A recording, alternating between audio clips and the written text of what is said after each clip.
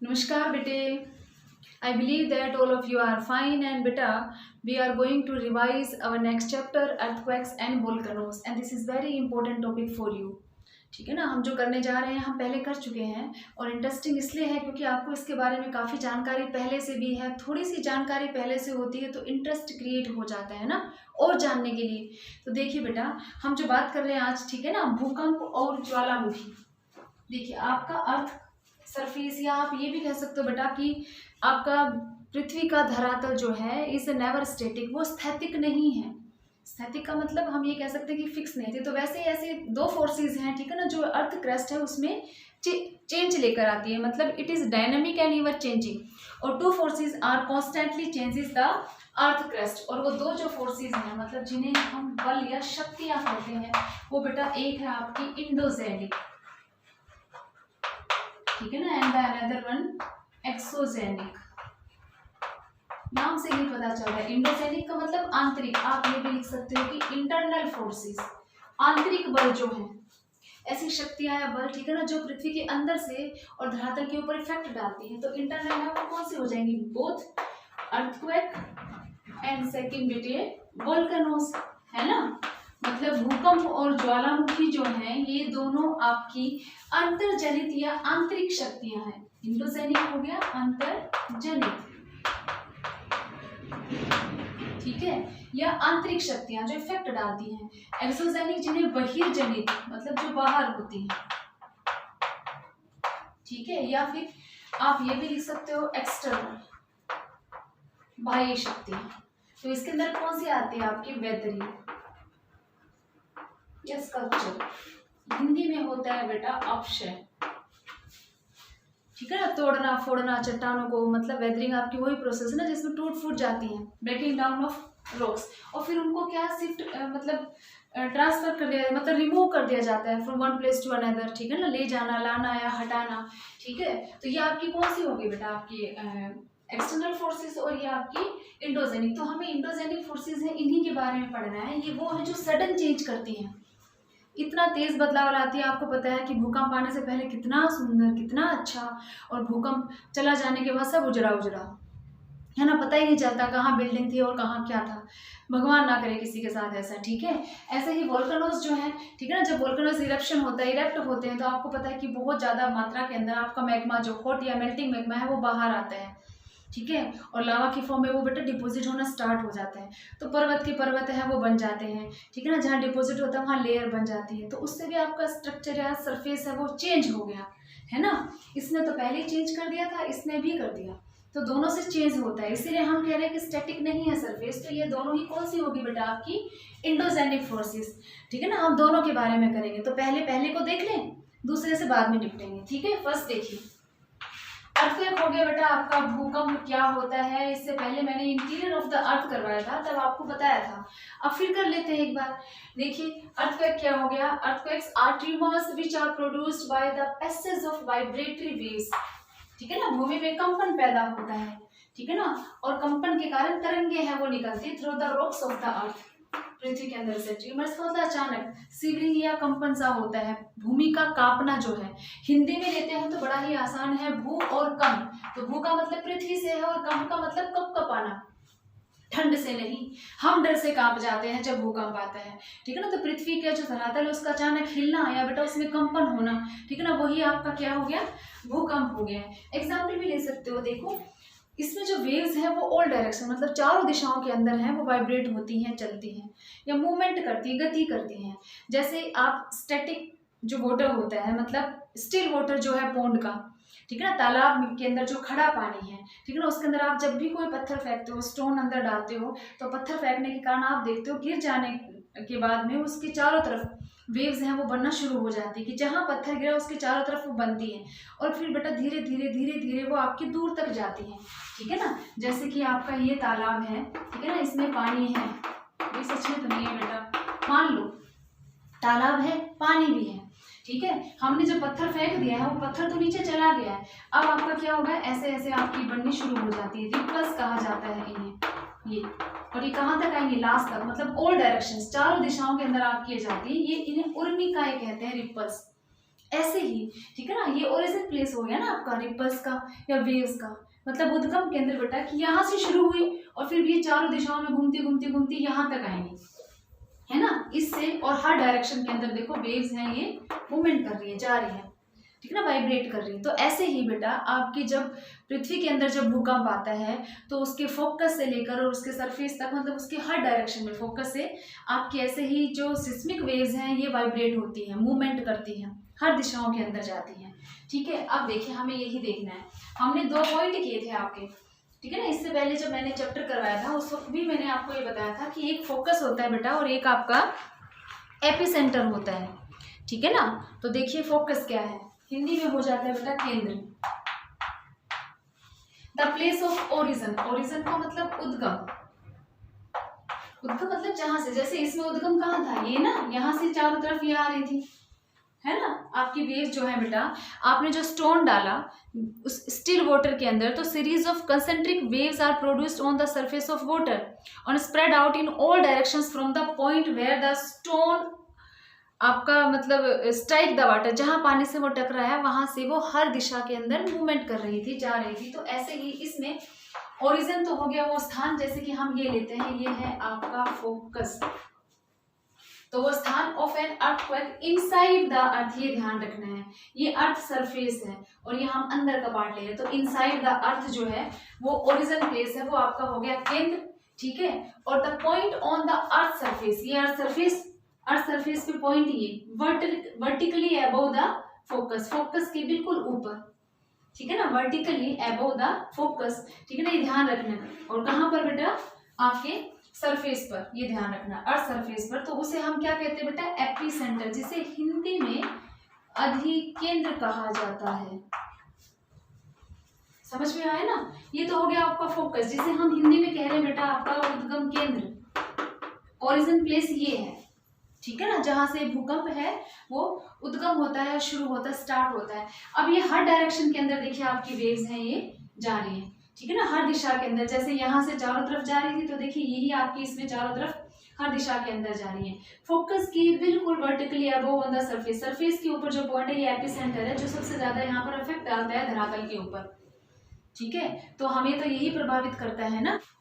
Now let's discuss बेटा causes of earthquake, भूकंप के कारण ले रहे हैं हम। फर्स्ट जो है देखिए फोल्ड कोस्ट अर्थक्वेक, मतलब छोटे या बड़े कैसे भी, जब भी हमें थोड़ा सा भी कंपन महसूस हो तो हम ये मानते हैं कि वो भूकंप है, झटका है, ठीक है। तो यहाँ पर बेटा वही है, पहला फोल्ड विवर्तनिक भूकंप जिसे कहते हैं, generated by sliding of rocks, चट्टानों की खिसकने से, लैंडस्लाइड जैसे होती है ना, आपका धरातल है उसको कोई पार्ट, कोई हिस्सा भूतल जो है वो खिसकना या फिर चट्टानें खिसकती है, तो उससे भी क्या होता है, कंपन महसूस होता है। तो आपका फर्स्ट हो गया। वोल्केनिक इरप्शन के कारण भी कब, आर कॉज्ड बाय वोल्केनिक, मतलब ज्वालामुखी जब उद्गार होता है तो जो इजेक्टेड मटेरियल है वो प्रेशर के साथ बाहर आता है पृथ्वी के अंदर से, जो आपका निस्रप्त जो पदार्थ है, जो मटेरियल है, जिसमें आपके कंकड़ पत्थर या बेटा आपका लावा जो है वो, या बूंदे भी होती हैं, आपकी जलवाष्प भी होता है, सब कुछ, और बहुत तेज गति से, ठीक है ना, एक्सप्लोजन के साथ बाहर आता है। तो उसके नियरेस्ट जो एरियाज है उनके अंदर ऐसा लगता है जैसे धरती कांप रही है, ठीक है ना, इसलिए वो हो गया आपका ज्वालामुखी, मतलब इसकी वजह से भूकंप आया, इसलिए इसे हमें ज्वालामुखी जन्य भूकंप कहते हैं। कोलैप्स निर्यात कहाँ पर होता है, जहाँ इंटेंस माइनिंग का काम होता है, खनन का काम होता है बेटा, जहाँ पर माइनिंग का काम है वहां पर आपकी जो छतें हैं उनके मतलब ढहने, छत कौन सी, जो आपके माइनिंग एरियाज के अंदर जो है ना, तो रूफ्स ऑफ अंडरग्राउंड जो माइनिंग है, collapse and minor tremors take place and these are called collapse earthquake, मतलब जो नीचे छत है जहाँ माइनिंग का है उसके ढह जाने का डर होता है, और ढहती भी है तो वहां पर जो हिलते हैं धरती आसपास, उसको हम क्या कह रहे हैं, नियात भूकंप। एक्सप्लोजन, जहाँ विस्फोटन होता है, ठीक है ना, विस्फोटन कहाँ पर होगा बेटा, जहाँ केमिकल या फिर न्यूक्लियर एक्सप्लोजन होगा, उन एरियाज में होगा ना।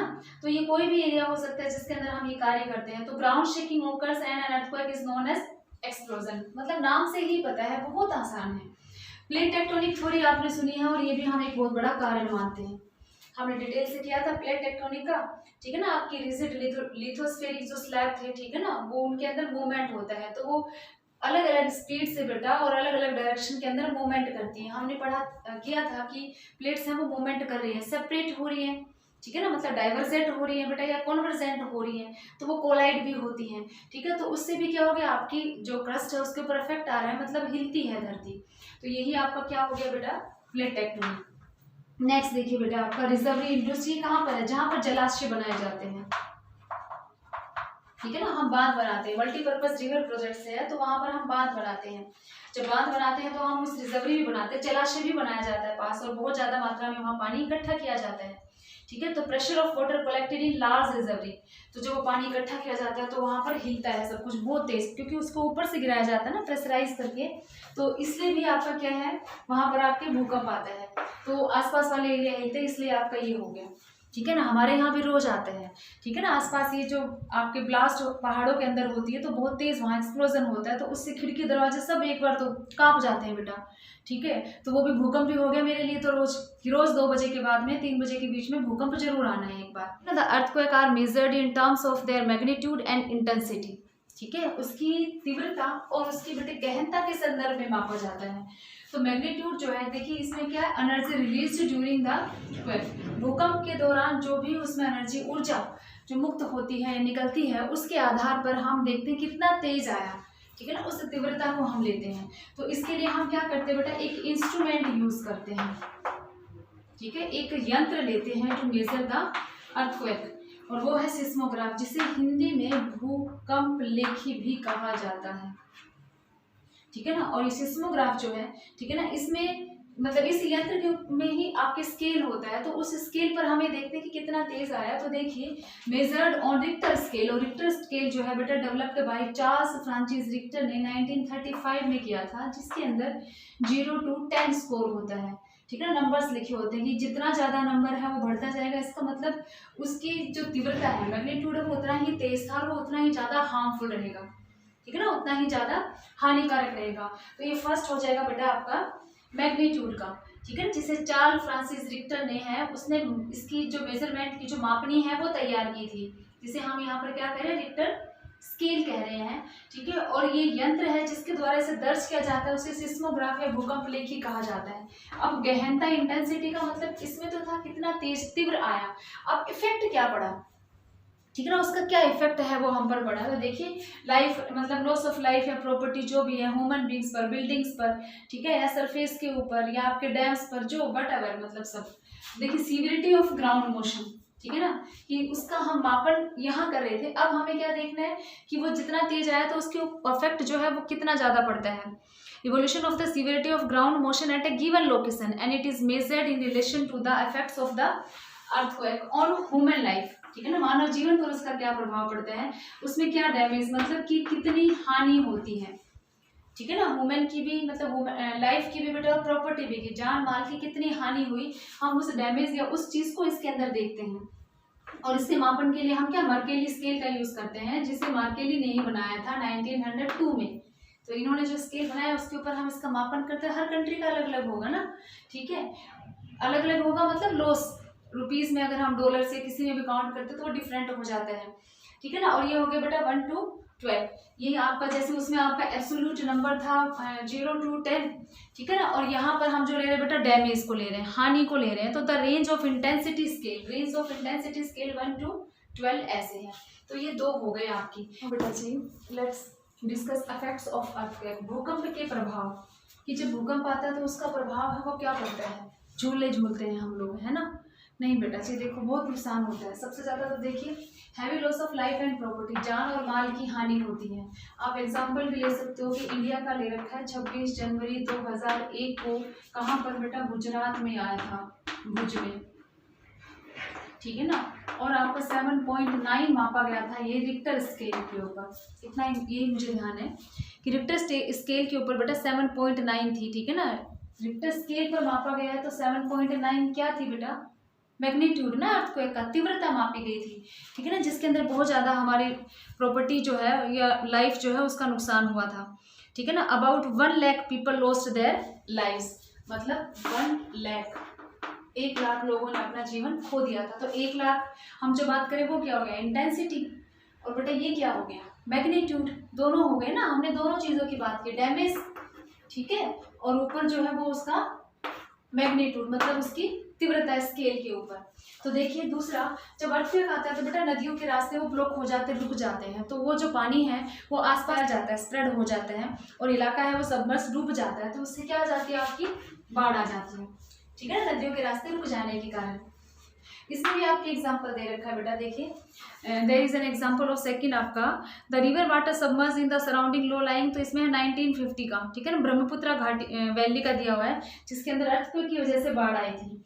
फिर देखिए ऑकरिंग इन सी, और जब समुद्र के अंदर आता है तो बहुत तेज हाई जैसे वेव्स हैं वो उठती हैं, ठीक है। और देखिए डैमेज टू शिप, आपकी जो जलयान जो है उनको भी हानि होती है, और उसके साथ साथ रिजल्टिंग इन सुनामी, मतलब सुनामी आने के कारण तट वाला जो है कोस्टल एरिया उसके ऊपर भी इफेक्ट पड़ता है। और इसमें भी आपका एग्जांपल है बेटा 2004, 26 दिसंबर 2004 का दिया हुआ एग्जांपल, मतलब 26 दिसंबर 2004 का, जिसके अंदर आपके सुनामी ने 11 देशों को प्रभावित किया था, ठीक है ना, 11 countries surrounding the Indian ocean of 26 दिसंबर 2004, ठीक है ना। और it was caused by A severe earthquake measuring 8.9 on the Richter scale, जिसे मापा गया था 8.9, तो 8.9 क्या हो गया, मैग्नीट्यूड ना। ऐसे देखिए लैंडस्लाइड मतलब भूस्खलन होता है, ठीक है ना, धरती का कोई भाग नीचे है वो धंस जाता है, ऊंचा नीचा हो जाता है, कहाँ पर माउंटेनियस एरियाज के अंदर ये पॉसिबिलिटी है, वो संभावना ज़्यादा होती है। फोर्ट्स है वो आपका बेटा आप कह लो कि भ्रंश होते हैं, ठीक है ना, और ये वलन होते हैं। फोर्स होने के कारण, जब फोर्स होता है तो फोर्स होने के कारण है, इसमें भी आपके लैंडस्लाइड की तरह पार्ट है ऊंचा नीचा, फोर्स के अंदर बाहर निकल आना, जैसे हिमालय माउंटेन, दो आपकी जो बिग लैंड मास पास आए तो हिमालय माउंटेन फोर्ड माउंटेन के रूप में, ठीक है ना, आपका बाहर आ गया तो वो फोर्स हो गए, ठीक है ना, फोर्स पड़ जाते हैं, या फिर आपके फोर्स हो जाते हैं, भ्रंश से पड़ जाना, गैप हो जाना, ठीक है ना, या वलन या ऊंचा नीचा पार्ट हो जाना, तो ये सब आपके क्या हो गए, इफेक्ट हो गए अर्थक्वेक के, मतलब जो प्रभाव मानव जीवन पर पड़ते हैं। Now beta we will see the P, S and L waves as recorded by a seismograph.